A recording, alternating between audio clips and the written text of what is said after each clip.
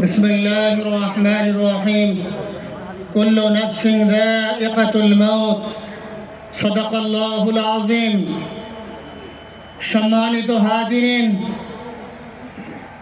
আজকের এই লক্ষ লক্ষ তৌহিদি জনতা আপনারা হাজির হয়েছেন আমার কলিজার টুকরা ছোট ভাই শহীদ শরীফ ওসমান হাদির জানাজার নামাজে অংশগ্রহণ করার জন্য।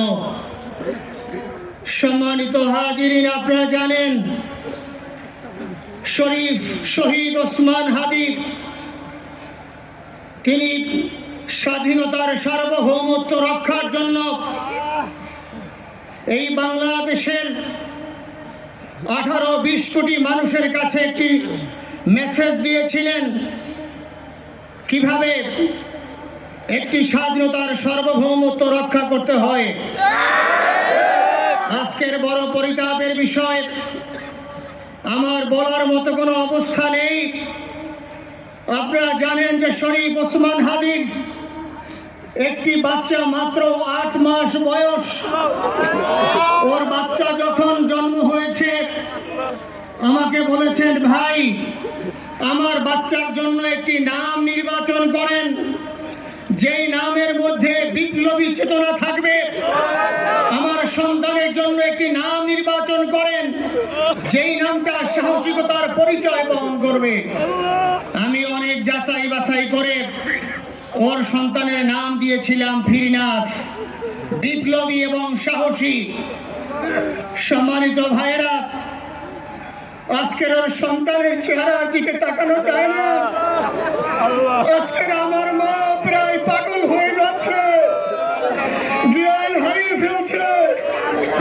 আমার ভাই বোন তারা পাগল হয়ে যাচ্ছে। আমার 6 ভাই বোনের মধ্যে সবচেয়ে ছোট ছিল শরীফ ওসমান হাদি। আজকের তার লাশ আমার কাঁধে বহন করতে হচ্ছে। আজকে আপনাদের কাছে আমার কোনো দাবি নেই, শুধু একটি দাবি।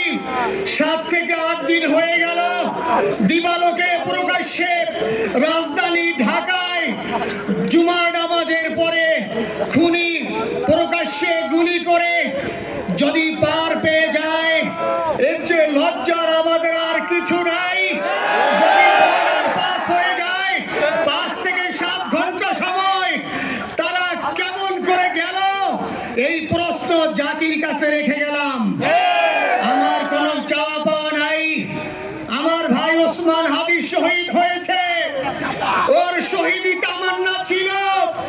আপনারা ওর বক্তব্য শুনেছেন, আপনারা শহীদ ওসমান হাদির টক শো শুনেছেন।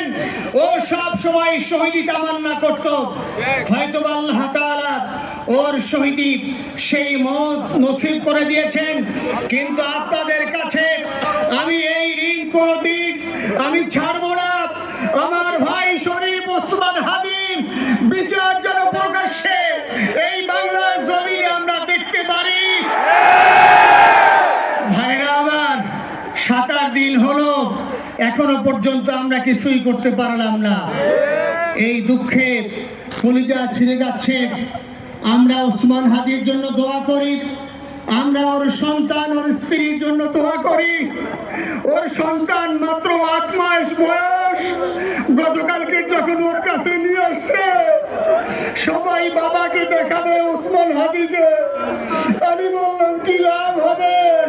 ও তো কোনোদিন ওর বাবার চেহারা কথা বলতে পারবে না। ওর ছেলে আর কোনোদিন জানবে না আমার বাবা কেমন ছিল। ভাইরা আমার, ওসমান হাদি আর ফিরে আসবে না। ওসমান, তুমি দেখে যাও, লক্ষ লক্ষ জনতা, তৌহিদি জনতা তোমার জন্য পাগল। ওসমান, তুমি মরো নাই, তুমি আমাদেরকে পাগল বানাই দিয়ে গেছো। আল্লাহর কাছে আমরা সবাই দোয়া করি, আল্লাহ যেন আমার ভাই শহীদ শরীফ ওসমান হাদিকে জান্নাতুল ফিরদাউসের মেহমান হিসেবে কবুল করেন।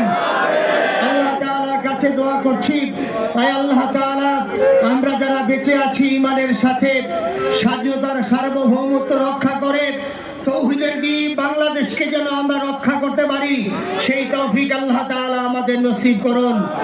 আপনাদের সবার কাছে দোয়া চাচ্ছি। আমার মেজো ভাই ওমর ফারুক সাথে ছিল, ওর জন্য আপনারা দোয়া করবেন।